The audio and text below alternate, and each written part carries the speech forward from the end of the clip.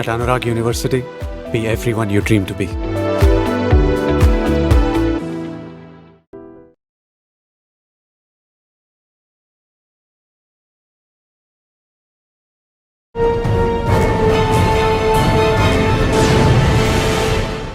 Welcome to iDream. Dhurandhar 2 Hollywood బాలీవుడ్ని shake చేసిన cinema. ఆ దురందర్కి కథ ఎవరిచ్చారు, ఆ కథ కారకుడు ఎవరన్నది అందరికీ తెలిసిందే. ఆయనే అజిత్ దోవల్. మన సైన్యానికి the most wanted man in the world today. ఈ రోజు ఉన్న సార్ ప్రతి ఒక్క దేశంలో సెక్యూరిటీ అడ్వైజర్స్ ఉంటారు కదా సార్. ఎందుకు ఈయన పేరే ముందుకు వస్తుందంటే ఈయన దిగాడు అంటే అక్కడ మనకి సక్సెస్ తప్పితే ఇంకేమీ రాదు సార్. ఆ రా ఏజెంట్స్కి కవర్ ఎలా ఉంటుందండి? ఏ కవర్లో వెళ్ళచ్చు? చాలా కవర్ ఉంటాయి సార్. ఇన్ఫ్యాక్ట్ రా works independently of the army, రా works independently of the police, రా works independently of the central armed police force, CAPF కానీ సిఆర్పిఎఫ్ కానీ. సాధారణంగా వీళ్ళతో కలిసి ఆపరేషన్స్ రా చెయ్యదు సార్. ఏదో కంట్రీలో సీక్రెట్స్ పంపించారు. ఆ టార్గెట్ అయ్యే వరకు రాకూడదా? Generally no. వాళ్ళకి టైం ఉండదు సార్, వాళ్ళకి టార్గెట్. మనము ఎంత క్లాసికల్గా ఎగ్జిక్యూట్ చేసామంటే ఒక బ్రిగేడియర్ రీసెంట్గా పాకిస్తానీ బ్రిగేడియర్ వాడు రిటైర్మెంట్ అయ్యి రోజు రిటైర్మెంట్ తీసుకొని ఇంటికి వెళ్తుంటే దారిలో చంపావు సార్. అసలు అది దాన్ని మించి లేదండి. అసలు లేదు కదా సార్. అసలు మనం మాటల్లో చెప్పలేము సార్. ఈ దేశానికి రా ఏజెంట్స్ చేస్తున్న త్యాగం కానీ సర్వీస్ కానీ దానికి సాని లేదు సార్. ఇంక దానికి కంపారిజనే లేదు సార్. అసలు చేయడం మీరు చేసిన ఆపరేషన్లో మంచి operation sir. 2008 Mumbai bomb blast జరిగింది. ఓవర్ నైట్కి వెళ్ళి దొంగచాటున బార్డర్ దగ్గర ఒక సర్వేలెన్స్ ఎక్విప్మెంట్ పెట్టాలి అంటే ఆషామాషి కాదు. First time. ఆ పోస్ట్ ఎక్కడది? రాజస్థాన్ బార్డర్. ఫస్ట్ టైం లైఫ్లో సార్ భయం అంటే ఎటో అర్థమైంది సార్. ఆ రోజు రాత్రి అమ్మ ఇంత భయంకరంగా ఉంటుందా ఎక్స్పీరియన్స్ అంటే. మీరు డైరెక్ట్ ఫైరింగ్ రేంజ్లో ఉన్నారు సార్.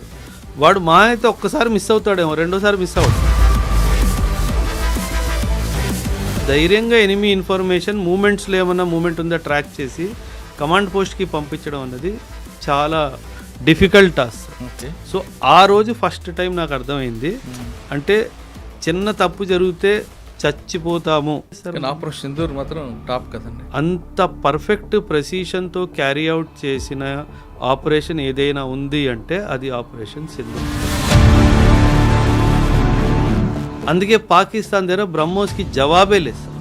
అండ్ ఎంత యాక్యురసీ అంటే సార్ 3 మీటర్స్ ఆ రేంజ్ లోపలనే అది యాక్యురేట్గా పడుతుంది sir. Welcome to iDream. Dhurandhar 2 Hollywood బాలీవుడ్ని షేక్ చేసిన సినిమా. ఆ దురందర్కి కథ ఎవరిచ్చారు, ఆ కథ కారకుడు ఎవరన్నది అందరికీ తెలిసిందే.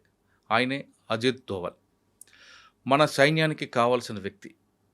అటువంటి వ్యక్తి ఉండబట్టే ఈరోజు మనం సేఫ్గా ఉన్న విషయాన్ని ప్రతి ఒక్కరు గుర్తిస్తుంటారు, ముఖ్యంగా భారత సైన్యం.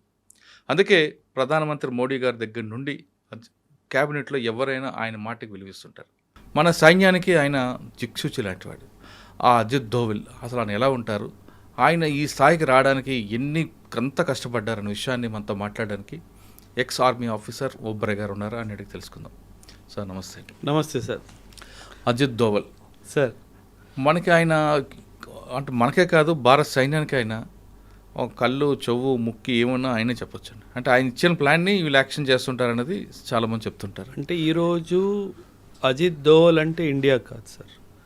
అజిత్ దోవల్ సలహా ప్రపంచంలో ఆల్మోస్ట్ 40 పైగా దేశాలు తీసుకుంటారు సార్. అంత మాస్టర్ మైండ్ సార్.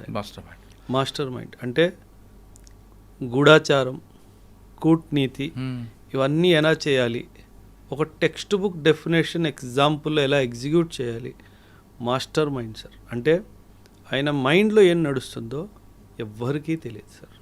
పక్కన ప్రధానమంత్రి కూర్చొని ఉంటారు, ఆయనకు కూడా తెలియనివాడు సార్. ఎందుకంటే గూఢాచారి యొక్క బేసిక్ మూలమే సీక్రసీ సార్. ఎవ్వరికీ చెప్పకుండా కడుపులోనే దాచుకొని మొత్తం ప్లాన్ డిజైన్ చేసిన తర్వాత ఎగ్జిక్యూషన్ ముందు ఓకే సార్ ఆ టిక్ పెట్టించుకోవాలి కదా, ఓకే సార్ అని చెప్పి అప్పుడు చెప్తాడు. అంటే గో హెడ్ అని చెప్పించుకుంటారు అంతే, గ్రీన్ సిగ్నల్ కోసం మాత్రమే. అండ్ చాలా సిన్సియర్గా only need to know basis. దేశానికి ప్రధానమంత్రి అయినా సరే అన్ని విషయాలు ఆయనకు కూడా చెప్పడు. ఎందుకంటే ఇన్ఫర్మేషన్ ఎక్కడి నుంచి ఎలా లీక్ అవుద్దో తెలియదు కాబట్టి ఎన్నో విషయాలు ఆయన దగ్గర దాచుకుంటారు, ఆయన కడుపులో దాచుకుంటాడు. 100%. సార్ ఒక ఇంటెలిజెన్స్కి ఏజెంట్ అవ్వాలి అంటే కావాల్సిన బేసిక్ క్వాలిటీయే అబ్జర్వ్ చేయాలి, సైలెంట్గా ఉండాలి. అబ్జార్బ్ చేసుకోవాలి, సైలెంట్గా ఉండాలి. యాక్షన్ చేయాలి, సైలెంట్గా ఉండాలి. మీరు ప్రతి 2వ 3వ రోజు న్యూస్ వస్తూ ఉంటుంది, unknown gunman killed XYZ Lashkar e Taiba, unknown gunman killed XYZ Jaish e Mohammed. ఈ అన్నోన్ గన్మ్యాన్లు ఎవరు పంపిస్తున్నారు, ఎలా పంపిస్తున్నారు, అసలు వాళ్ళు ఏం చేస్తున్నారు, వీళ్ళందరి వెనక కారణము ఈయనే సార్. సార్ మనం ఒకసారి రా ఏజెంట్లకు వెళ్ళే ముందు అజిత్ దోవల్ సార్ ఎవరు, ఎప్పుడు వచ్చి ఉంటారు, ఆయన యాక్షన్ ఎలాగుంటుంది అనేది ఒకటి ఎగ్జాంపుల్గా. సార్ ఎప్పుడైనా సార్ హీఈస్ బేసికలీ అన్ IPS ఆఫీసర్ సార్. కేరళ కాడర్కి చెందిన ఒక IPS ఆఫీసర్ సార్. అప్పట్లో 1970s 80sలో కేరళలో జరుగుతున్న కమ్యూనల్ వైలెన్స్ని కూడా సింగిల్ హ్యాండెడ్గా కంట్రోల్ చేసిన వ్యక్తి. అప్పుడే వెంటనే ఇందిరాగాంధీ గారు కళ్ళలో పడిపోయారు. నాకే మనిషి కావాలి. దేనికి కావాలి? నార్త్ ఈస్ట్ ఇన్సర్జెన్సీ చైనా వాడు చాలా ఇబ్బందులు క్రియేట్ చేస్తున్నాడు, వాళ్ళ యూనిటీని బ్రేక్ చేయాలి. ఆ యొక్క ఉద్దేశంతో ఆయన నార్త్ ఈస్ట్కి పంపించడం జరిగింది సార్. అజిత్ దోవల్ గారే లేకపోతే మన దేశంలో ఈరోజు నార్త్ ఈస్ట్ ఉండేదే కాదు సార్. ఎందుకంటే వాళ్ళు చాలా గట్టిగా ప్రిపరేషన్ చేసుకున్నారు. ఏమని, మనం భారత్లో కలవకుండా మనం భిన్నంగా అయిపోయి వేరే ఒక దేశాన్ని సృష్టించాలి అన్న ఉద్దేశంతో ఒకవైపు చైనా లాంటి దేశాల నుంచి ఆయుధాల సపోర్టు, మయన్మార్ లాంటి దేశాల నుంచి ఉగ్రవాదుల సపోర్ట్లు తీసుకొని భారత్ నుంచి విభిన్నంగా అయిపోవాలి అనేది వాళ్ళ ప్లాన్ సార్. ఈ ప్లాన్ అంతటిని విఫలం చేసింది అజిత్ దోవల్. ఈరోజు ఆ 7 సిస్టర్స్ అంటాం కదా సార్ మనము, ఆ 7 సిస్టర్స్ మన దేశంలో ఉన్నారు అంటే ఏకైక credit goes to Ajit Doval గారే సార్. అంటే ఈయన ఎలా అంటే సార్, మీరు గమనించుంటారు సార్, కొందరిలో కన్విన్సింగ్ స్కిల్స్ చాలా బాగుంటాయి. అంటే వాళ్ళు చెప్పింది మనకు వినేయాలనిపిస్తుంది, మనల్ని నమ్మేయాలనిపిస్తుంది. అంటే 2 పక్షాలని కూర్చోబెట్టి ఇద్దరికి అడ్వాంటేజ్గా చూపిస్తూ కానీ దేశాన్నే ప్రయారిటీగా పెట్టి కన్విన్స్ చేసే కెపాసిటీ ఆయనలో ఉంది సార్. అందుకే ఆయన్ని జేమ్స్ బాండ్ ఆఫ్ ఇండియా అని కూడా అంటారు sir. The most wanted man in the world today. World అంటున్నాను సార్, ప్రపంచంలోనే ఈరోజు ఉన్న సార్ ప్రతి ఒక్క దేశంలో సెక్యూరిటీ అడ్వైజర్స్ ఉంటారు కదా సార్.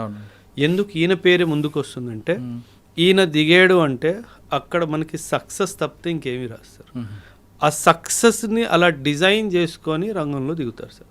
అది రష్యా కానివ్వండి, అది మిడిల్ ఈస్ట్ కానివ్వండి, అది యూరప్ కానివ్వండి, అది ఏ దేశమైనా కానివ్వండి సార్. ఈరోజు బంగ్లాదేశ్ కానివ్వండి, ప్రతి ఒక్క దేశంలో ఏం చేయాలి సార్. ఒకప్పుడు మీరు ఎన్నో దశాబ్దాలుగా న్యూస్ కవర్ చేస్తున్నారు సార్.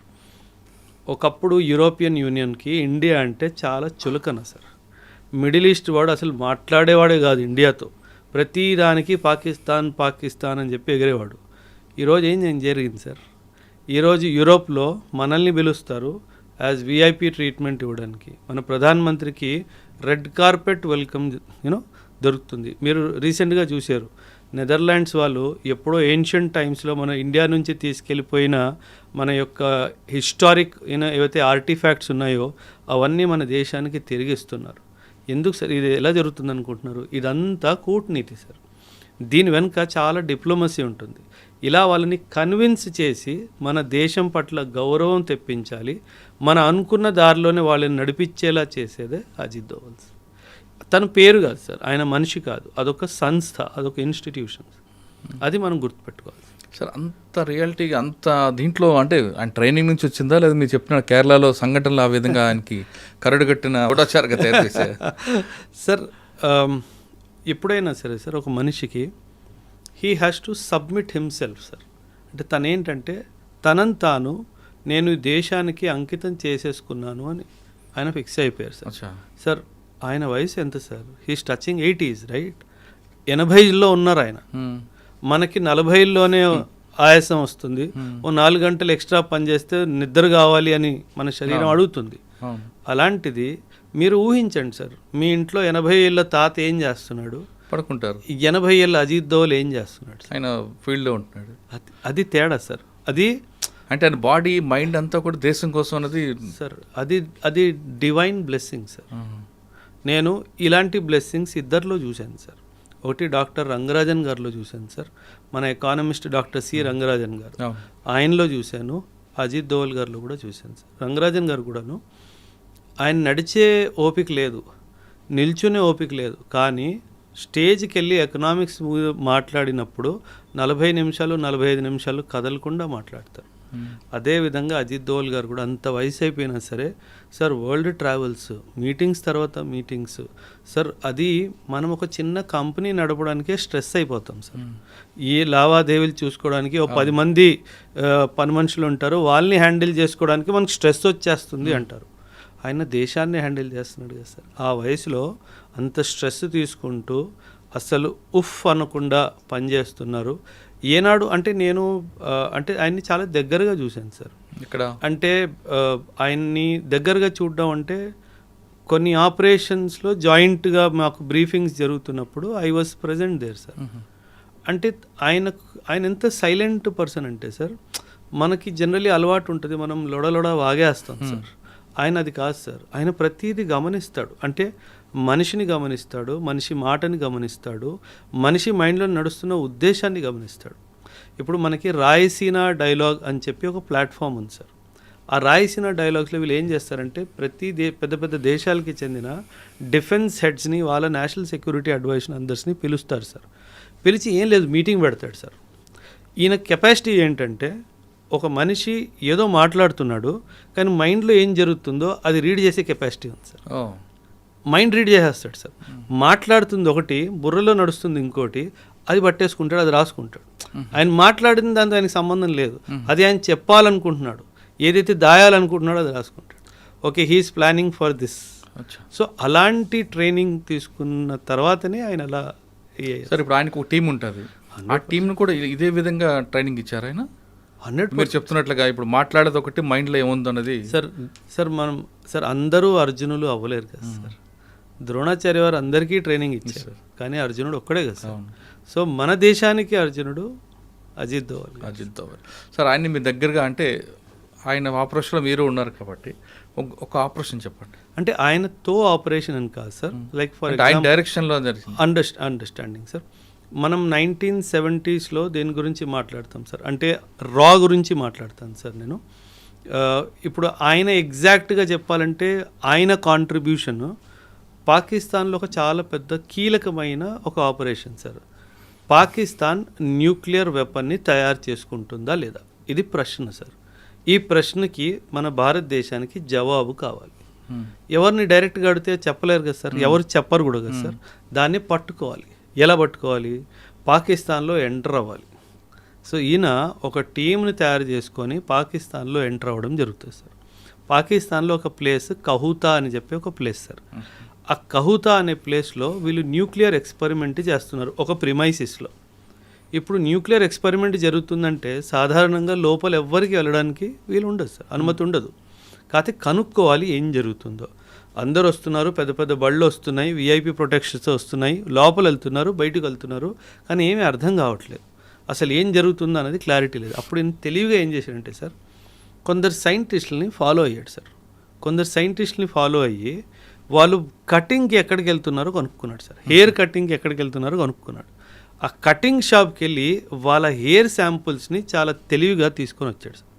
ఎప్పుడైనా సరే సార్, న్యూక్లియర్ ఎక్స్పెరిమెంట్ జరుగుతున్న స్థలంలో మనం ఉంటే గనక మన స్కిన్, మన బాడీ, మన హెయిర్ ఫాలికల్స్ మీద న్యూక్లియర్ ఎనర్జీకి రేడియేషన్కి సంబంధించింది అలా ఉండిపోతుంది. వాటిని ఇండియాకి తిరిగి పంపించి నిజంగా దీంట్లో రేడియేషన్ ఎలిమెంట్ ఉందా అని కనుక్కున్నాం సార్. అప్పుడు మనకు తెలిసింది ఏంటంటే అవును, ఈ కహూతా అనే స్థలంలో పాకిస్తాన్ వాళ్ళు న్యూక్లియర్ వెపన్ని తయారు చేసుకోవడానికి అంత రీసెర్చ్ జరుగుతుంది అని చెప్పి. అప్పట్లో మొరార్జీ దేశాయ్ గారు మన ప్రైమ్ మినిస్టర్ అనమాట. అంటే వీళ్ళు అక్కడ నుంచి ఇంకా మొరార్జీ దేశాయ్ గారికి 1-to-1 వీళ్ళకి ఆబ్వియస్లీ డైరెక్ట్ కాల్స్ ఉంటాయి కాబట్టి సార్ ఇలా జరుగుతుంది, మీరు గో హెడ్ ఇస్తే ఏదో ఒకటి చేద్దాం అనేసి. ఆయన అసలు గో హెడ్ ఇవ్వలేదు సార్. అంటే ఇది చాలా దురదృష్టకరమైన అంటే ఒక హిస్టారికల్ ఈవెంట్ సార్. ఆయన గ్రీన్ సిగ్నల్ ఇస్తే మాత్రము ఈరోజు పాకిస్తాన్ దగ్గర న్యూక్లియర్ వెపనే ఉండేది కాదు సార్. ఇన్ఫ్యాక్ట్ ఇతనే కాదు సార్, ఇజ్రాయిల్ వాళ్ళు కూడా భారత్తో కలిసి ఒక జాయింట్ ఆపరేషన్ చేసి పాకిస్తాన్లో ఉన్న న్యూక్లియర్ ఫెసిలిటీని ధ్వంసం చేద్దామని చెప్పి వాళ్ళు కూడా ముందుకు వచ్చారు. దానికి కూడా అనుమతి ఇవ్వలేదు సార్. సో అది ఇచ్చుంటే కనుక ఖచ్చితంగా ఈరోజు పాకిస్తాన్ అయితే సార్, ఇప్పుడు మీరు గమనిస్తే కనుక sir, Pakistan is the only Islamic country that has a nuclear weapon. దానివల్ల పాకిస్తాన్ వరల్డ్ డిప్లొమసీలో చాలా పై ఎత్తుకు వెళ్ళిపోయింది సార్. ప్రతి దేశం పాకిస్తాన్తో మంచి సంబంధాలు ఏర్పాటు చేసుకోవాలి అని అనుకుంటుంది, ఎస్పెషలీ ఇస్లామిక్ దేశం. అండ్ మనతో దగ్గరికి రావాలంటే పాకిస్తాన్కి దూరం అయినట్టుగా సార్ లెక్క. At the end of the day వాళ్ళే బంధువులుగా సార్. సో పాకిస్తాన్ వాళ్ళకి చాలా అవసరమైన దేశం అనమాట. సో ఆ డైమెన్షన్లో మనం మిడిల్ ఈస్ట్లో పెనిట్రేట్ చేయలేకపోతున్నాం, ఎందుకంటే ప్రతి చోట పాకిస్తాన్ అడ్డొస్తుంది కాబట్టి. అండ్ మన న్యూక్లియర్ పాలసీ న్యూక్లియర్ అంబ్రెల్లా ఇస్తాను వేరే దేశానికని ఒప్పుకోదు సార్. అందుకే వాళ్ళకి న్యూక్లియర్ ప్రొటెక్షన్ ఇచ్చే అధికారం మనకు లేదు, ఎందుకంటే మన పాలసీలోనే మనం న్యూక్లియర్ అంబ్రెల్లా ఎవరికి ఎక్స్టెండ్ చెయ్యము అని చెప్పి మనం రాసుకున్నాం కాబట్టి. సార్ ఇప్పుడు దురంధర్ మీరు చెప్పిన 2 మాటలు కాకుండా ఈ టైంలో కొంతమందిని పంపిస్తారన్నది, అది కేవలం ఆర్మీ ఆఫీసర్లు కావచ్చు, ఐపీఎస్ ఆఫీసర్లు కావచ్చు, వీళ్ళతో పాటు నటోరియస్ క్రిమినల్స్ కూడా సెలెక్ట్ చేసుకుంటారు, పంపిస్తుంటారు అన్నది నిజమేనా? 100% సార్. జనరలీ ఏం చేస్తారంటే సార్, అంటే before I talk anything sir, ఒక ఏమంటారు డిస్క్లైమర్ సార్ మీ ఆడియన్స్కి. పబ్లిక్ డొమైన్లో లేని ఇన్ఫర్మేషన్ గురించి నేను మాట్లాడను సార్. ఏదైతే కాన్ఫిడెన్షియల్ నేచర్ ఉంటుందో అది నేను చెప్పను సార్. సో నేను చెప్పిన దానివల్ల ఏ కాన్ఫిడెన్షియాలిటీ లీక్ అవ్వదు సార్, ఎందుకంటే ఆల్రెడీ అది పబ్లిక్ డొమైన్లో ఉన్న విషయం అంతే మాట్లాడుతాను, దాని మించి మాట్లాడు సార్. కానీ మన దేశంలో అండ్ అంతర్రాష్ట్రీయంగా కూడా చూసుకున్నా కొన్ని దేశాల్లో ఒక ప్రాక్టీస్ ఉంది సార్. ఒక ప్రాక్టీస్ ఏంటంటే, కొందరు ఖైదీలు ఎవరైతే యావజ్జీవ కారాగార శిక్షో లేకపోతే వాళ్ళకి ఇంకేదైనా మేజర్ పనిష్మెంట్ ఇచ్చినట్టయితే వాళ్ళలో దేశం పట్ల ఒక పాజిటివ్ భావన ఉంది అని అనుకుంటే అలాంటి వాళ్ళని ట్రైన్ చేసి యాజ్ ఏ రా ఏజెంట్స్గా వేరే దేశాలకి పంపించే ఒక ఆనవాయితీ మన దేశంలో కూడా ఉంది సార్. మన దేశంలో కూడా ఉంది. సో ఖచ్చితంగా దురంధర్ సినిమాలో మీరు అన్నట్టుగా చూపించింది అది వాస్తవం సార్, అది వాస్తవం.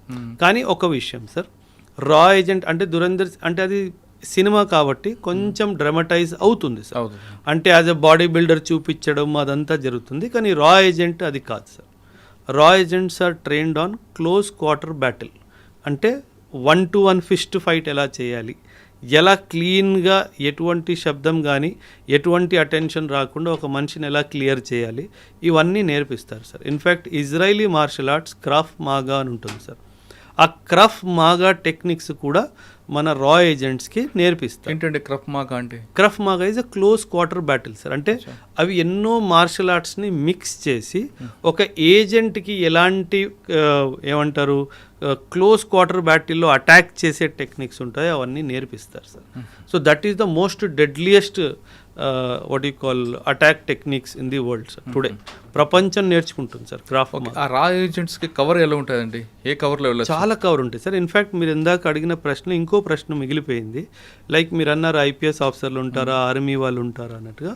సార్ యాక్చువల్లీ మీరు ఒక విషయం అర్థం చేసుకోండి సార్, రా works independently of the army, రా works independently of the police, రా works independently of the central armed police forces, CAPF కానీ సిఆర్పిఎఫ్ కానీ.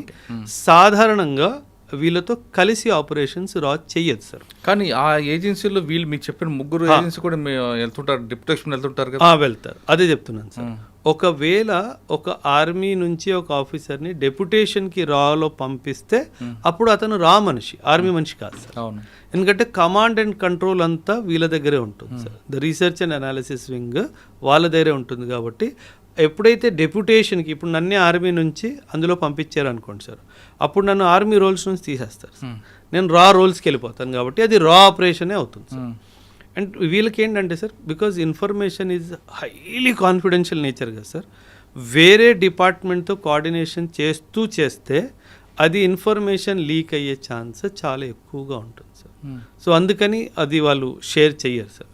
అండ్ ఎస్, ఐపీఎస్ ఆఫీసర్స్ కానీ అంటే ఐపీఎస్ ఆఫీసర్స్ అతి ఎక్కువగా ఫీల్డ్ ఆపరేషన్స్కి వెళ్ళకపోవచ్చు సార్. జనరల్లీ ఫీల్డ్ ఆపరేషన్స్ వాళ్ళని కింద నుంచే తయారు చేస్తారు ఎందుకంటే IPS is a very big asset for the nation. ఆయన ఏమన్నా పట్టుకుంటే దొరికిపోతే చాలా డిప్లొమాటిక్ ప్రాబ్లమ్స్ వస్తాయి.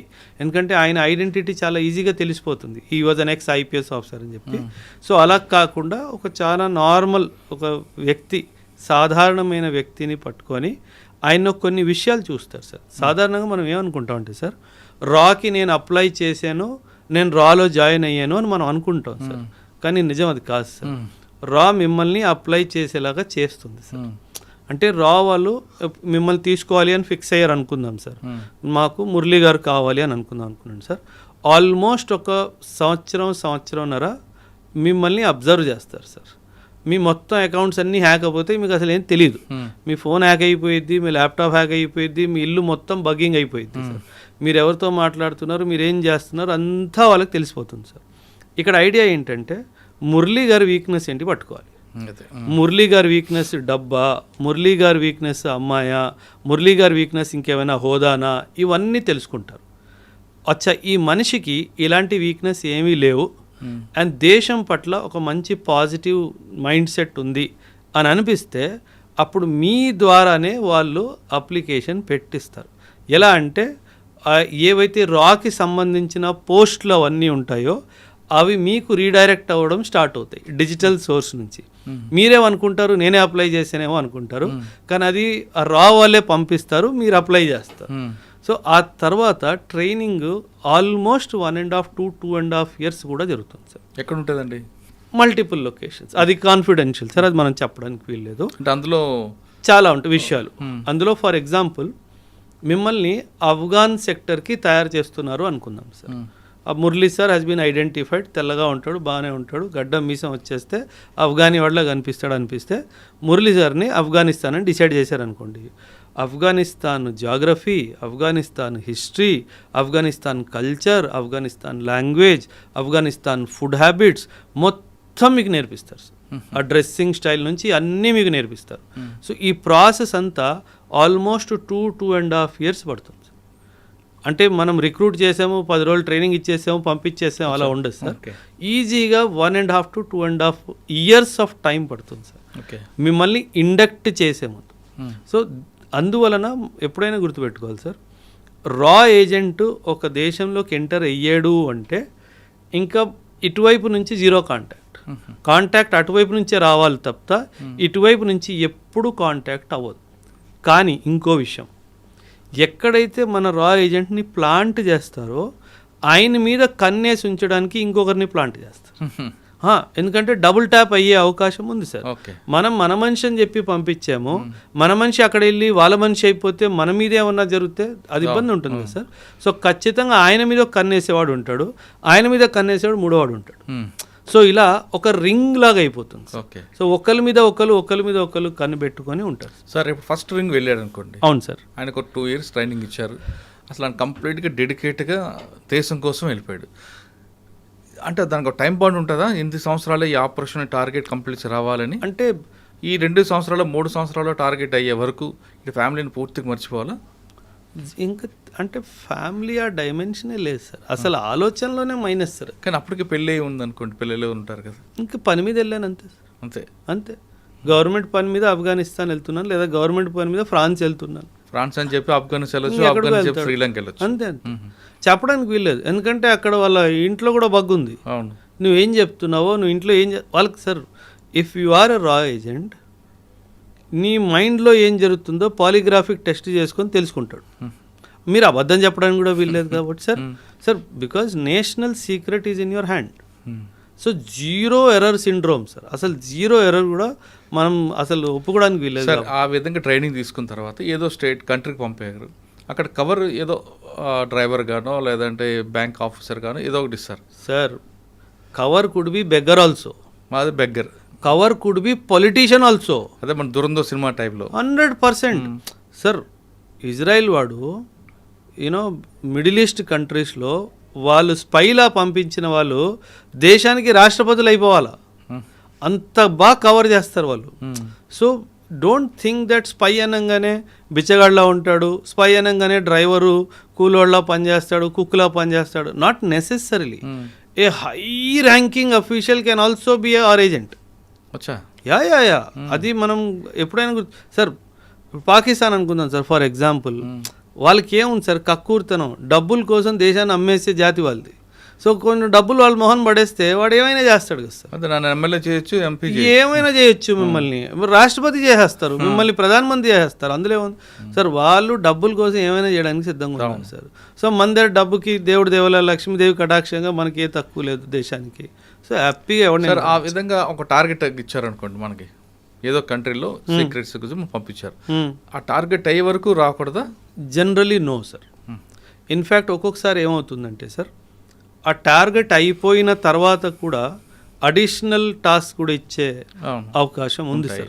అంటే ఇప్పుడు ఫర్ ఎగ్జాంపుల్ ఒక ఏజెంట్ని ఒక లష్కరే తైబాకి చెందిన ఒక కమాండర్ని ఎలిమినేట్ చేయడానికి పంపించారు, రైట్ సార్. వీడు చాలా ఎక్సలెంట్గా ఒక 6 నెలలు 8 నెలలు టైం తీసుకొని వాడు మూమెంట్ అంతా ట్రాక్ చేసి అసలు 0 ఎర్రర్ తోటి వాడిని ఎలిమినేట్ చేయడం జరిగింది సార్. ఈ గన్మెన్ ఎపిసోడ్స్ నా బుర్రలో ఎన్ని ఎంటుకలు ఉన్నాయో దానికంటే ఎక్కువ ఉన్నాయి సార్. సో ఇప్పటికొచ్చి వాస్తవం సార్, ఒక్క ప్లాన్ ఒక్క ఆపరేషన్ ఫెయిల్ అవ్వలేదు సార్. ఏనాడైనా గన్మెన్ దొరికిపోయాడా అని విన్నారా సార్? లేదు, ఉంటుంది. సమస్య లేదు సార్, అది ఏ కంట్రీలో ఉండదు, అది ఫుల్ ప్రూఫ్ సార్ అది. ఎందుకంటే వీళ్ళు చాలా ఎందుకంటే మీరు అన్నట్టు మీరు టైం స్లాగ్ వాళ్ళకి టైం ఉండదు సార్, వాళ్ళకి టార్గెట్. నీకు టార్గెట్ ఇచ్చాను, ఈ పాకిస్తానీ బ్రిగేడియర్ వీడు 1999 వార్లో మన దేశానికి అన్యాయంగా ఇచ్చేసాడు, ఇంతమంది సైనికుల్ని చంపించింది వీడిని ఎలిమినేట్ చేయాలి, నీ టార్గెట్ టైం తీసుకో. సో మనము ఎంత క్లాసికల్గా ఎగ్జిక్యూట్ చేసామంటే, ఒక బ్రిగేడియర్ రీసెంట్గా పాకిస్తానీ బ్రిగేడియర్ వాడు రిటైర్మెంట్ అయ్యి రోజు రిటైర్మెంట్ తీసుకొని ఇంటికి వెళ్తుంటే దారిలో చంపాం సార్. అంటే వాడిని చంపాలి, అది ఫిక్స్. వాడి ఇంటికి వెళ్తే ఆ రోజు సాయంత్రం వాడు retirement end as a brigadier. వాడి ఇంటికి వెళ్ళే ముందు వాడిని చంపాం, వాడి ఇంటి గుమ్మం ముందు చంపేవాడు. అది రా సార్. ఓకే, ఆ టార్గెట్ అయిపోయిందండి, మీరు చెప్పిన టాస్క్ క్లోజ్. నెక్స్ట్ అడిషనల్గా యాడ్ అవుతుందా, లేదు వాళ్ళు తిరిగి బ్యాక్ టు హోమ్కి వచ్చి? జనరల్లీ ఏమవుతుందంటే సార్, ఇది అక్కడికి వెళ్ళి కిలో బియ్యం తీసుకురా కాదు కదా sir. It's a very highly stressful task sir. సాధారణంగా పిలిపించేస్తారు సో దట్ ఒక 2 months 3 months ఫ్యామిలీతో టైము కొంచెం కూల్ డౌన్ అయ్యి. ఎందుకంటే సార్ బీయింగ్ ఎ రా agent is not being a chef in a hotel. It is not that work sir. అనుక్షణము నేను ఎవరినో తెలిసిపోతుందా, నేను దొరికిపోతానా, నన్ను చంపేస్తారా, అనుక్షణం మీ మైండ్లో ఆ స్ట్రెస్ ఉంటే మీరు ఎలా ఉంటారు సార్? మనం ఓన్లీ మనం చేస్తున్న పిచ్చి పని కూడా స్ట్రెస్ తీసేసుకుంటాం. జస్ట్ ఇమాజిన్, మీరు స్టూడియోకి వస్తున్నారు, స్టూడియోలో ఎవరోడో నా కోసం కాసుకొని కూర్చొని ఉంటాడు, వాడు నన్ను ఈరోజు వేసేస్తాడు అనిపిస్తే మీరు ఎంత ఫ్రీ మైండ్తో ఉండగలరా సార్? ఉండలేవు. Imagine somebody 8 months 10 months 12 months 14 months 2 years ఆ స్ట్రెస్ని తట్టుకోకుండా ఎవ్వరికీ దొరకకుండా అక్కడ కూర్చొని ఆపరేషన్ ఎగ్జిక్యూట్ చేస్తే జనరలీ మనం తిరిగి పిలిపించేస్తాం. ఒకటి అప్రిసియేషన్ కోసం పిలుస్తాం, రెండోది రెస్ట్ అండ్ రికూప్ అంటారు సార్. ఆ రెస్ట్ అండ్ రికూప్ కోసం కూడా సాధారణంగా పిలిచేస్తాం. కాకపోతే మోటివేషన్ లెవెల్ ఈ ఏజెంట్స్ ఎలా ఉంటుందంటే, సార్ వాడితో పాటు వాడిని కూడా చూశాను, నాకు కొంచెం టైం ఇస్తే వాడిని కూడా వేస్తా, అక్కడ నుంచి వస్తుంది సార్. అది అల్టిమేట్ కిక్ కదా సార్. మన దేశానికి హాని చేసిన వాడిని చంపడంలో వచ్చే కిక్ ఇంకేం కిక్ ఉంది సార్? అవసరం లేదు. ఇంకా వాడంతా పోతుంది. వాడిని నేను ఈరోజు వేసేసాను అన్న అనుభవము వాడిలో ఉన్న అలసట అంతా ఒక 5 secondsలో వ్యానిష్ అయిపోయింది.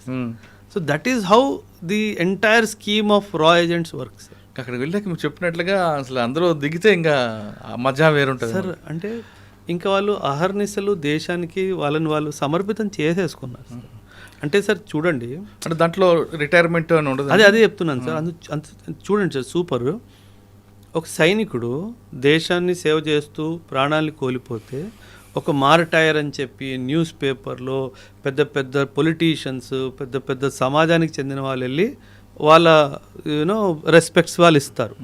కానీ ఒక సైలెంట్గా ఒక ఏజెంట్కి ఏమైనా అయితే అసలు మావాడు కాదనేస్తారు కదా సార్. అంటే మన దేశము మనల్నే కాదు అని అనేస్తుంది, అయినా సరే మనం మన దేశం కోసం పోరాడాలి. ఆ ఆలోచన రావాలి అంటే మీరంతా కమిటెడ్గా ఉండాలి సార్. అసలు అది దాన్ని మించి లేదండి, అసలు లేదు కదా సార్. అంటే మన అందరికీ ఒక రికగ్నిషన్ మనకు పురుగు ఉంటుంది. ఒరే నేను చేశానని చెప్పరా, నేను చేశాను రా, వాడికి అసలు ఆ ఫీలింగే లేదు కదా సార్. అయితే చేశాను లేదా అంతే సార్, అయితే చేశాను లేకపోతే పోతాను అంతే. మూడో ఆప్షన్ లేదు కదా సార్ అక్కడ.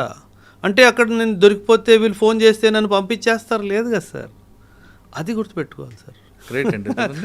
అసలు మనం మాటల్లో చెప్పలేము సార్. రా ఏజెంట్స్ చేసే ఈ దేశానికి రా ఏజెంట్స్ చేస్తున్న త్యాగం కానీ సర్వీస్ కానీ దానికి సాని లేదు సార్. ఇంక దానికి కంపారిజనే లేదు సార్, అసలు చేయడానికి వీల్లేదు. కానీ మన దగ్గర రా ఏజెంట్ ఉన్నారు, వేరే కంట్రీలో ఇంకొక ఏజెంట్ ఉంటారు, వాళ్ళు కూడా మన దగ్గర తీసి పంపిస్తుంటారు భారతదేశానికి.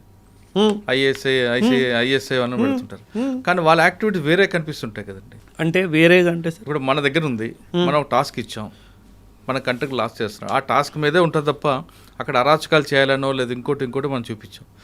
కానీ పాకిస్తాన్ నుంచి వచ్చిన వాళ్ళు ఇక్కడ వాళ్ళ టాస్క్ బ్లాస్టులు చేయడం ఇటువంటి చేస్తుంటారు కదా. వాళ్ళు స్పై ఏజెంట్స్ కాదు, ఆ టెర్రరిస్టులు సార్. వాళ్ళకి అసలు ఏం జీరో.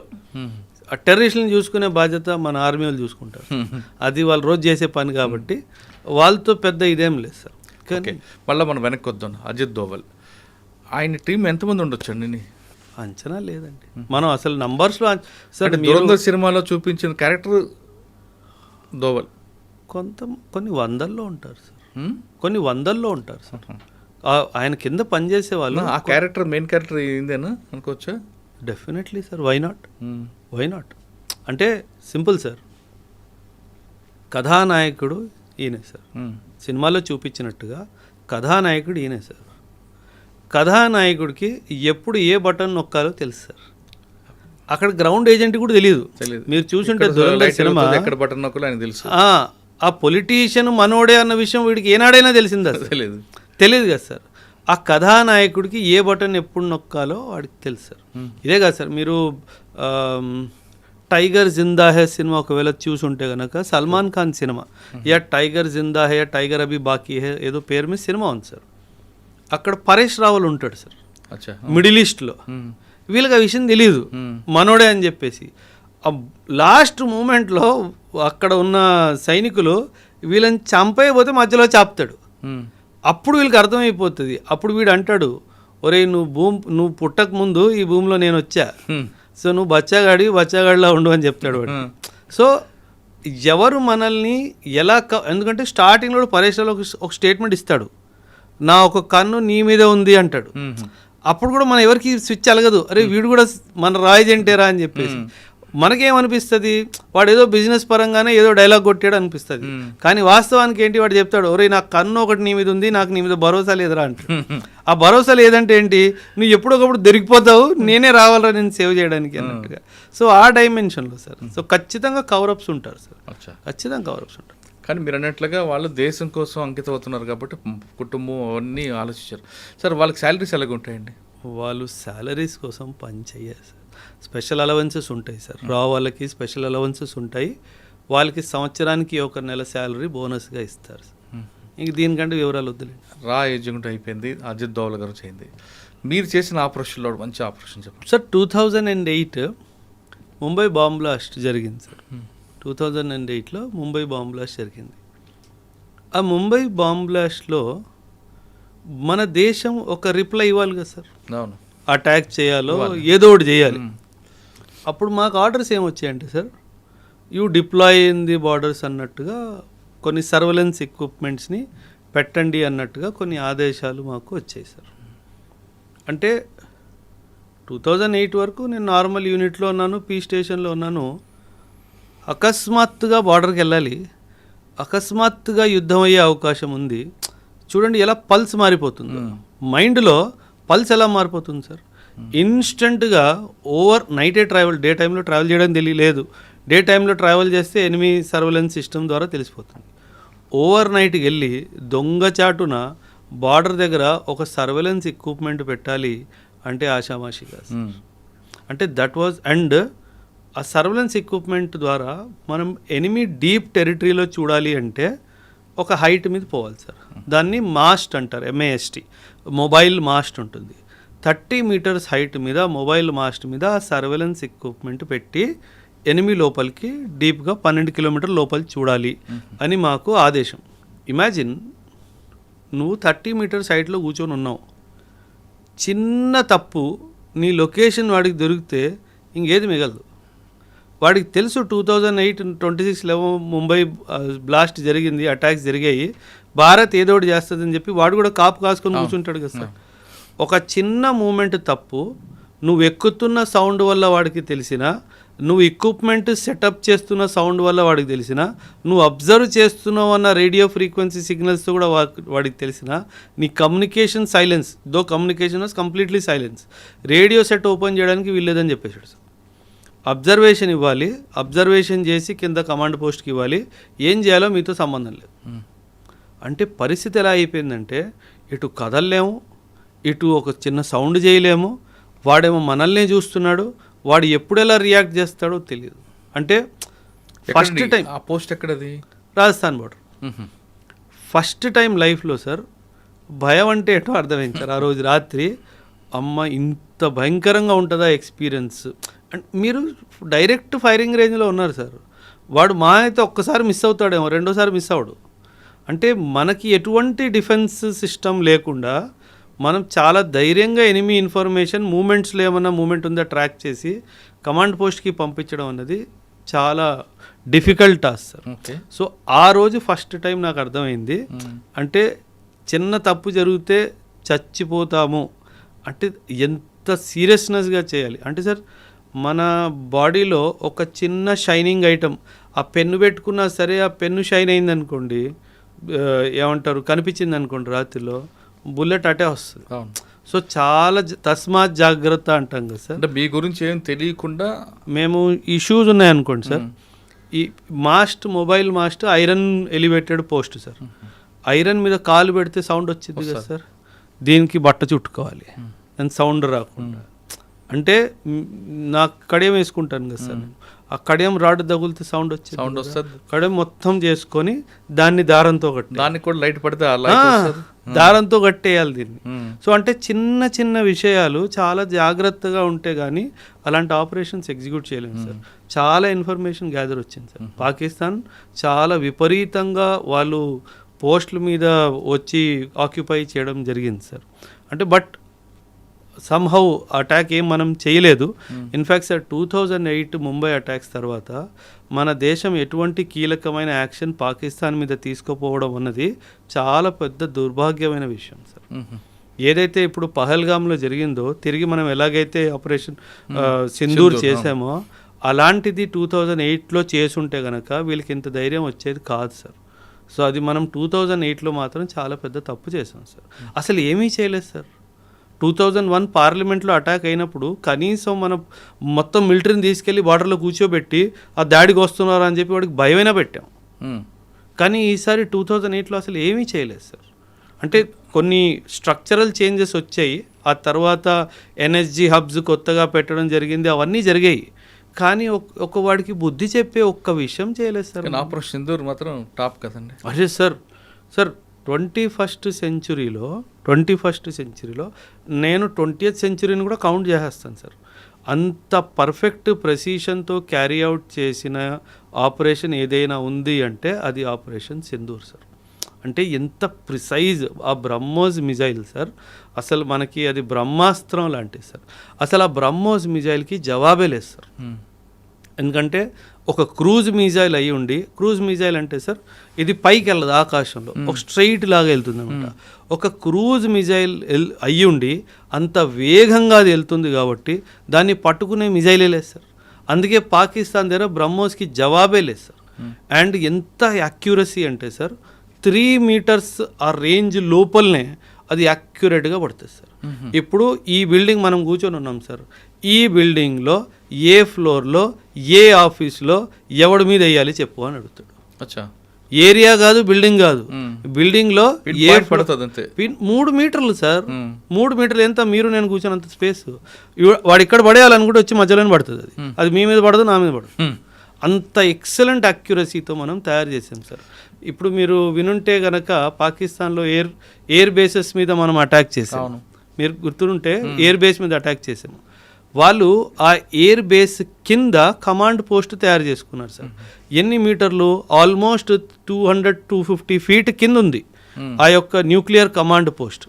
ఆ న్యూక్లియర్ కమాండ్ పోస్ట్కి ఏసీ వెంట ఉంటుంది కదా సార్. భూమి కింద ఉంది అంటే ఏసీ గాలి వెళ్ళాలి కదా.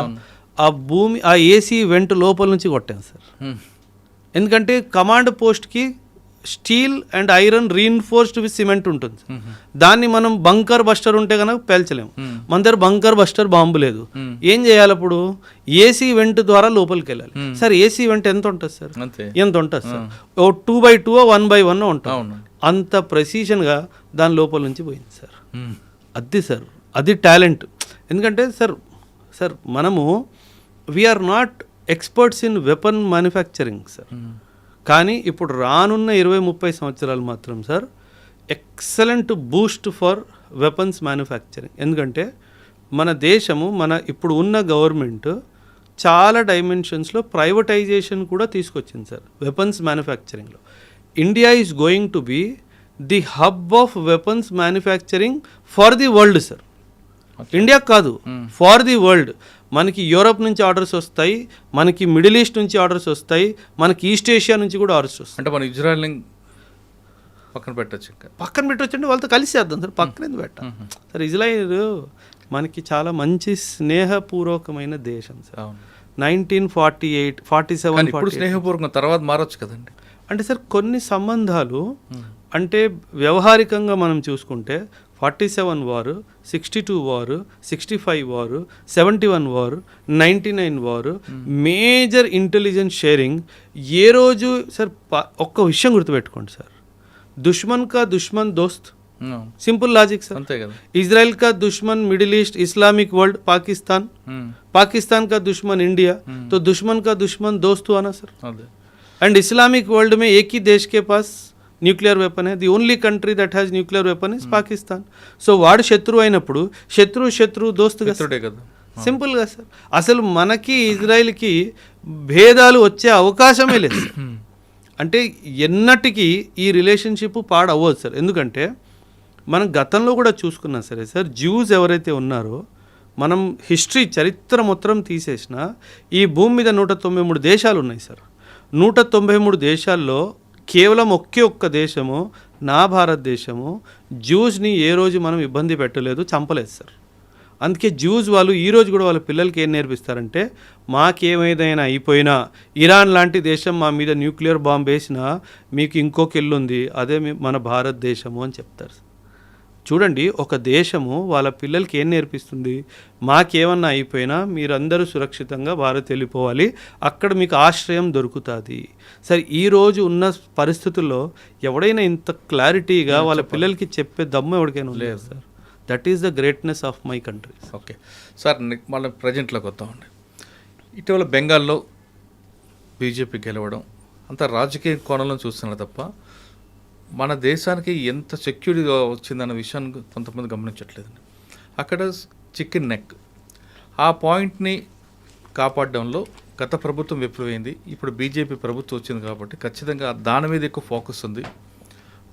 ఎందుకంటే దాని మీద మన గ్రిప్ కోల్పోతే చైనా నుంచి కానీ భూటాన్ నుంచి కానీ వేరే కంట్రీస్ అంతా లోపలికి వస్తారు. అది పాకిస్తాన్ కూడా మరో కారిడార్ అవుతుంది అన్నది చాలామంది అంటుంటారు. అది వాస్తవం కాదు. అసలు ఆ చికెన్ నెక్ ఏంటి సార్? అసలు సిలిగురి, నేను బెంగాలే కదా సార్, అస్సాం కూడా మాట్లాడుతాను. అస్సాం అండ్ బెంగాల్లో ఉన్న ప్రభుత్వం రావడము, దీన్ని పొలిటికల్ యాంగిల్గా చూడకూడదు సార్. దీన్ని ఒక స్ట్రాటజిక్ యాంగిల్లో చూడాలి. నేషనల్ సెక్యూరిటీకి అయితే 100% నేషనల్ ఇంట్రెస్ట్ అంటారు సార్. నేషనల్ ఇంట్రెస్ట్ యాంగిల్లో చూడాలి. బంగ్లాదేశ్ వాడు ఎంత దుర్మార్గుడు అంటే సార్, మనం జన్మనిస్తే పుట్టింది ఆ దేశం, రుణబంధం ఉండాలి వాడికి, సిగ్గులేని దేశం సార్ అది. అంటే కేవలం మతానికి సంబంధించి నువ్వు వెర్రి వేగుతున్నావు కానీ నేను సార్ ఈరోజు కూడా India Bangladesh Ganga water treaty, Ganga వాటర్ని డైవర్ట్ చేసి అటు బ్రహ్మపుత్ర వాటర్ని డైవర్ట్ చేశాను అనుకోండి సార్, ఆ దేశం కేవలం 30 సంవత్సరాల్లో ఎడారిలా మారిపోయింది సార్. ఎందుకంటే ఈ రివర్ వాటర్ ఫ్లోయింగ్ అంతా నా వైపు నుంచే ఉంది. అండ్ మనం చాలా పెద్ద హృదయంతో నువ్వు తీసుకో అన్నట్టుగా చేసాం. ఈ చికెన్ నెక్ విషయానికి వచ్చేస్తే, ఈ చికెన్ నెక్ అనే ప్రాంతం ఏంటంటే సార్, మన వెస్ట్ బెంగాల్ ఈస్ట్కి వెళ్తున్నప్పటికీ సిక్కిం ఇటు భూటాన్ కింద ఒక చిన్న stretch of Indian land sir. వీళ్ళ ప్లాన్ ఏంటంటే అక్కడ నార్త్లో బంగ్లాదేశ్కి చెందిన ప్రాంతం ఏదైతే ఉందో నార్త్లో రంగపూర్ అనే ప్రాంతము, అక్కడ చైనా వాడు వచ్చి వాడ మిజైల్స్ని వాడ ఎయిర్ క్రాఫ్ట్స్ని పెట్టుకుంటాడు సార్. చైనా అన్నారు కాబట్టి సార్, మన పాకిస్తాన్ కన్నా మోస్ట్ డేంజరస్ చైనా అంటున్నారు కదా. Any time sir. పాకిస్తాన్ ఏముంది సార్, పాకిస్తాన్. కానీ మీరు ఒక విషయం గుడ్ సార్, మీరు చాలా మంచి క్వశ్చన్ అడిగారు. చైనా వాడు ఎప్పుడు మనతో యుద్ధం చెయ్యడు సార్, వాడు చాలా తెలివైన వాడు సార్. వాడు యుద్ధాని కోసం మన మీద పాకిస్తాన్ని వాడుకుంటాడు సార్. వాడు పాకిస్తాన్ని వాడుకుంటున్నాడు అన్న విషయము ఆ పిచ్చోడు పాకిస్తాన్ కూడా అర్థం కాదు సార్. అంటే వాడు భుజం మీద తుపాకీ పెట్టి మనతో ఫైరింగ్ ఆ చేస్తాడు. తుపాకీ కూడా వీడిదే సార్, వీడే. అండ్ వీడి తుపాకీయే కానీ వాడికి అమ్మిన తుపాకీ సార్. అంటే పాకిస్తాన్ వాడిని వాడుకుంటున్నాడు అన్న క్లారిటీ కూడా వాడికి లేదు సార్. సార్ సింపుల్ సార్, ఈ యుద్ధాల వల్ల పాకిస్తాన్కి వచ్చింది ఏంటి? శూన్యం. అంతే, శూన్యం కదా. పాకిస్తాన్ వాడు అన్నెసెసర్లీ చైనా వాడు వాళ్ళ యుద్ధం కోసము, అమెరికా వాడు వాళ్ళ యుద్ధం కోసం నన్ను వాడుకుంటున్నారు, ఒరే నేను డెవలప్మెంట్ మీద, ఎకనామిక్ డెవలప్మెంట్ మీద, హ్యూమన్ డెవలప్మెంట్ మీద కాన్సన్ట్రేట్ చేయాలి అన్న ఇంత జ్ఞానం కూడా లేని దేశం సార్ అది. సో చికెన్స్ నెక్కి వెనక్కి వచ్చేస్తే చైనా వాడు ఉద్దేశం ఏంటంటే సార్, అక్కడ నార్త్ నుంచి అటాక్ చేసి ఒక వ్యాలీ ఉంది సార్, దాన్ని డోక్లామ్ వ్యాలీ అంటారు. ఇటువైపు సిక్కిము, ఇటువైపు భూటాన్, మధ్యలో వ్యాలీ సార్. ఇక్కడ కింద మన చికెన్స్ నెక్ ఉంది సార్. పైనుంచి అటాక్ చేసి బంగ్లాదేశ్ నుంచి కింద నుంచి అటాక్ చేస్తే ఇండియా నార్త్ ఈస్ట్ అంతా కట్ ఆఫ్ అయిపోతుంది సార్. ఇది వాళ్ళ ఉద్దేశం. అండ్ వెస్ట్ బెంగాల్లో ఇంతకుముందు ఉన్న ప్రభుత్వము ఈ విషయాన్ని గమనించకుండా, ఎటువంటి చర్యలు తీసుకుండా నోరు మూసుకొని కూర్చొని ఉంటే ఎలా సార్? సార్ ఎంతమంది లక్షల మంది ఇల్లీగల్ మైగ్రెంట్స్ బంగ్లాదేశ్ నుంచి వస్తున్నా వాళ్ళ మీద ఎటువంటి చర్యలు తీసుకోకపోతే మన దేశం ఏమైపోవాలి సార్? మీకు గుర్తుంటే కనుక 2019లో ఎన్ఆర్సీ జరిగింది అస్సాంలో సార్. అస్సాంలో ఎన్ఆర్సీ జరిగినప్పుడు అసలు 19 లక్షల మంది ఇల్లీగల్గా మన దేశంలో ఉన్నారు అన్న విషయం మనం గుర్తించినప్పుడు వాళ్ళని తిరిగి పంపించడం స్టార్ట్ చేయాలి కదా సార్. అసలు ఎటువంటి యాక్షన్ లేదు సార్. అంటే మీరు పాలిటిక్స్ కోసము, ఓటు బ్యాంక్ పాలిటిక్స్ కోసము దేశాన్నే మీరు తోసేస్తున్నారు కదా సార్. ఆ విషయం గుర్తుపెట్టుకోవాలి సార్. అందుకే ఈ బీజేపీ యొక్క గెలుపుని వెస్ట్ బెంగాల్లో కానీ అస్సాంలో కానీ మనము ఒక స్ట్రాటజిక్ యాంగిల్లోనే చూడాలి తప్పితే ఒక పొలిటికల్ యాంగిల్లో చూసే తప్పు మనం చేయకూడదు సార్. రెండో విషయం ఏంటంటే sir, I don't support any political party sir. ఒకవేళ బీజేపీ ప్రభుత్వం ఏమైనా తప్పు చేస్తే నేను ఖచ్చితంగా నిలదీస్తాను సార్. మీరు ఇది తప్పు చేశారు. ఇప్పుడు విమెన్ రిజర్వేషన్ బిల్ ఉంది సార్, దాన్ని అనవసరంగా డీలిమిటేషన్ బిల్లుతో యాడ్ చేసి దాన్ని ప్రజెంట్ చేశారు. ఆ బిల్లు కాస్త ఫెయిల్ అయిపోయింది సార్. సార్ మనము విమెన్కి పాలిటిక్స్లో 33% ఇవ్వాలి అని చెప్పి ఎప్పటి నుంచి అనుకుంటున్నాం సార్? అంటే 1947లో మనకి స్వతంత్రం వచ్చింది. ఇప్పుడు కూడా పార్లమెంట్లో చూసుకుంటే సింగిల్ డిజిట్ పర్సంటేజ్లో కూడా విమెన్ లేరు సార్. విమెన్ పొలిటికల్ ల్యాండ్స్కేప్కి వస్తే విమెన్కి సంబంధించిన విషయాల్లో చాలా మార్పులు వస్తాయి. అలాంటి విషయాల మీద ఎందుకు ఈ ప్రభుత్వం చెయ్యట్లేదు అన్న కోపం నాకు బీజేపీ మీద ఖచ్చితంగా ఉంది సార్. ఆ బిల్లు ఖచ్చితంగా పాస్ అవ్వాల్సిన బిల్లు సార్. దాన్ని ఎందుకు అనవసరంగా దాంతో క్లబ్ చేసి పాడు చేశారన్నది. సో అందుకే నేను చెప్తున్నాను సార్, ఏ ప్రభుత్వాన్ని నేను సపోర్ట్ చేయను సార్. ఎవరు బాగా పని చేస్తారో వాళ్ళని సపోర్ట్ చేస్తాం సార్. సింపుల్గా సార్. అది మొత్తం మీద తీసుకుంటే మీరు చెప్తున్నట్లుగా బీజేపీ బెంగాల్లో గెలుపు అనేది నేషనల్ ఇంట్రెస్టింగ్. ఇది 100% కాదు, 100%, 1000%. బెంగాల్, అస్సాం బీజేపీ ఉంది కాబట్టి వీళ్ళిద్దరూ కలిసి, ఈ స్టేట్స్ రెండు కలిసి బలం సెంటర్ నుంచి వస్తే ఇల్లీగల్ మైగ్రెంట్స్ సార్ మన భూమి మీద బెంగాలీ వాడు ఎందుకు ఉండాలి సార్? ఒక మాట సార్, ఎందుకు ఉండాలి? బెంగాల్ వాడు బెంగాల్లో ఉండాలి, ఈస్ట్ బెంగాల్ వాడు. మన ఇండియాలో బెంగాలీస్ ఉన్న వాళ్ళు వెస్ట్ బెంగాల్లో ఉంటారు. ఆ ఈస్ట్ బెంగాల్ వాడు మన దేశానికి అసలు ఎందుకు రానివ్వాలి సార్? మనకు ఆల్రెడీ భూమి లేదు, మనకు ఆల్రెడీ సదుపాయాలు లేవు. అస్సాంలో 1971లో ఉల్ఫా పుట్టింది ఈ కారణంగా కదా సార్. ఎందుకంటే మీరు ఆ బంగ్లాదేశీ వాళ్ళని ఏమంటారు ఐడెంటిఫై చేసి డిపోర్ట్ చేయట్లేదు అన్న దాంతోనే కదా సార్ ఉగ్రవాదం స్టార్ట్ అయింది అస్సాంలో 1979లో. మీకు యూనో ఏమంటారు అరవింద్ రాజ్కోవా అండ్ వాళ్ళ టైంలో దానికి యాంటీగా కదా అస్సాం గణపరిషత్ రావడం తర్వాత వేరే మారింది. Exactly sir. అంటే 1979లో ఇదంతా జరిగింది కదా సార్. కొత్తగా తీసుకుంటే వెస్ట్ బెంగాల్లో గెలుపు అనేది రాజకీయ కోణంలో కాదు, నేషనల్ ఇంట్రెస్ట్గా చూడాలంటున్నారు ఓబ్రాయ్ గారు. అంతేకాకుండా అజిత్ దోవల్, ఆయన మన కంట్రీకి కాదు వరల్డ్కి అంతను మించిన డెడికేటెడ్ దేశం మీద ఉన్న వ్యక్తి ఎవరు లేరంటూ అజిత్ దోవల్ గురించి చెప్తున్నారు. ఇక రా ఏజెంట్ అవడం అంటే ఒక అదృష్టం ఉండాలి, ఆ డెడికేషన్ ఉండాలి, ఆ డెటర్మినేషన్ ఉంటే వారు మాత్రమే అవుతారు తప్ప బంధాలు కుటుంబ బంధాలు ఎమోషనల్ ఉన్నవారు దానికి దూరంగా ఉంటారంటూ చెప్తున్నారు. ఇది బెంగాల్లో గెలుపు అజిత్ దోవల్ గారి మీద ఎలాంటి అభిప్రాయం అనేది ఓబ్రాయ్ గారు చెప్పారు. మరో అంశాలు మళ్ళీ కలుద్దాం. అంతవరకు నమస్తే. Thank you very much.